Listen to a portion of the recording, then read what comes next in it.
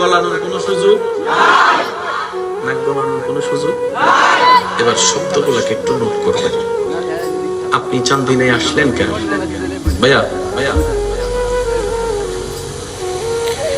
একটা কথা মনে রাখবেন, পৃথিবীর সব ঝামেলা শেষ হয়ে যাবে যদি বুঝটা বেড়ে যায়। জানা একটা জিনিস, বুঝার একটা জিনিস। আমরা জানা নিয়ে তর্ক করি, সেজন্য অনেক সময় দেখবেন এতে কি জানে।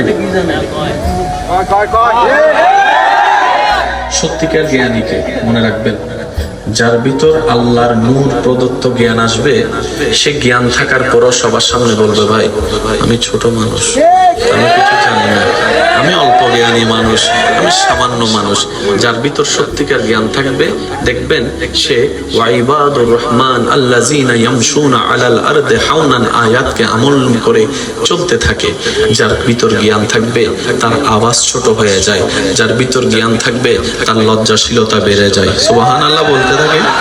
যার ভিতর সত্যিকার জ্ঞান থাকবে তার ভিতর নমনীয়তা দেখা যায়। মনে রাখবেন, একটা হচ্ছে জানা আর একটা হচ্ছে বুঝা। বলেন, একটা হচ্ছে জানা, একটা হচ্ছে বুঝা। বুঝা একটা হচ্ছে জানা, একটা হচ্ছে সংসার ভাঙে কিসের অভাবে?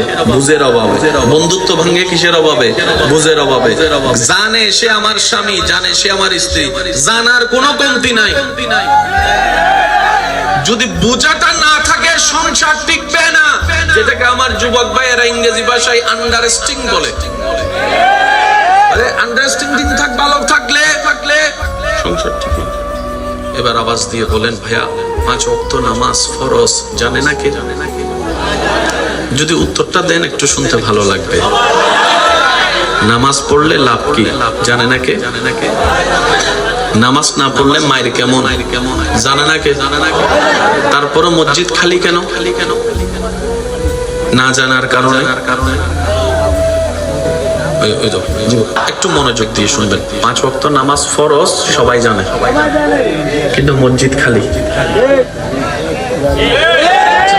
যদি বলতো যে না আমি ভুলে গেছি, তাহলে একটা কথা, 5 ওয়াক্তে 5 বার আজান দেওয়া হয়। এক এলাকায় 20টা মসজিদ আছে, 20টা মসজিদ আজান দেওয়া হয়।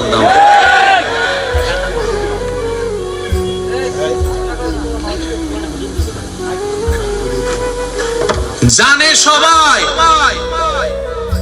বুঝার মতো কেউ। যারা জানে তাদেরকে টানলেও মসজিদে আনা যায় না। আর যারা একবার নামাজ বুঝে ফেলেছে, 5 ওয়াক্ত পড়েছে তো পড়েছে, সবাইকে ঘুম পাড়িয়ে রাতে তাহাজ্জুদের নামাজে দাঁড়িয়ে গিয়েছে। যারা নামাজ জেনেছে তাদেরকে আজান ডাকলেও